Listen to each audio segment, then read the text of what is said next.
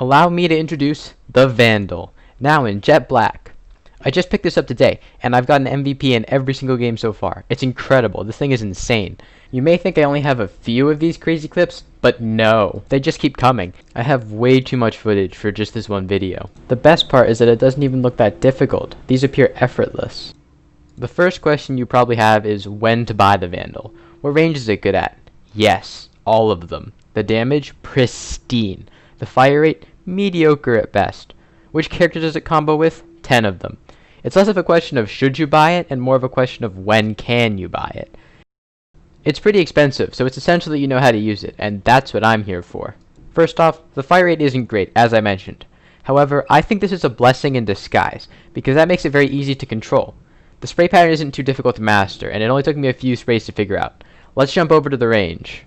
The recoil is not that difficult to control. It goes up before jumping left and then basically coming back to center, although the last couple are a little bit hard to judge. That means you pull down and then move right and then readjust back to center. You'll definitely need to actually practice the spray though to get the hang of it. It only took me a minute or so. While we're in the range, let's take a look at the stats of the weapon, which as usual Valorant is very transparent with. The important things to take away from this are that the Vandal is slower in fire rate than the Phantom, that when scoped in your fire rate will be slower than when you're hip firing, and that the damage is high. Within 50 meters you have a one-tap headshot. What that tells you is that in close distance you should be hip firing, and also that you should be aiming for the head in general.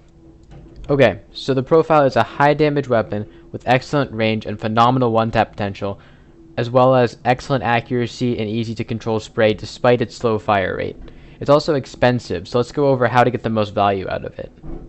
This may sound counterintuitive, but because of the high damage and range, you don't really have to peek that fast to win fights. The sheer damage output at all ranges makes up for that.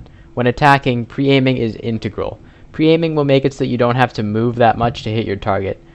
Being relaxed is also essential. Your aim must be exact. The Vandal usually does not reward players who jump into a sight first, then clear angles second. This weapon will really expose the common bad habit in a lot of players, where their aim is very steady up until the point at which they see a player, in which case they will overshoot the target, or otherwise panic and overreact with too much mouse movement. You have to try to work this out of your style. That sounds much easier than it is. If you're already a more cautious or passive player, this will probably feel more natural to you. For most players, it will mean a fundamental adjustment to the way they play the game, especially more aggressive players. Try to make your crosshair consistent. Clear the sight from left to right in a methodical manner. Every time you reposition, clear the sight from one way to the other, or pre-aim and jiggle peek all the angles. With the Vandal, you'll want to be doing the peeking, offense or defense. On offense, you'll want to adopt the methodical peeking style we just discussed. On defense, you can pre-aim an angle or a hallway. Then, sit tight. Periodically re-peek, maybe once every 5 seconds. This will most likely cause an opponent to check your spot, then look away, where you will peek out after and catch them when they're not looking at you. Peek shallowly. You don't want a wide peek, because that will give you more space you have to cover, and aiming for a headshot would be more difficult than it has to be. If you tag someone while they're out in the open, you can definitely swing on them to finish them off though. You could sit in a corner and wait for enemies if you want to, and the Vandal is not terrible at this, but because it doesn't have a very large margin of error, there are other weapons better suited to it, such as the Phantom, and you give away a lot of the Vandal's natural advantages. You'd be in an especially tight spot if someone decided to pre-fire you. Which is true in any situation, but because of the low rate of fire, there's going to be a very low chance of reversal. At point blank range, you can get away with a win with a headshot.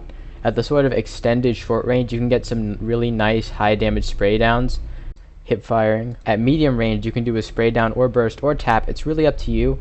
I wouldn't recommend spraying super far, but you can certainly give it a go.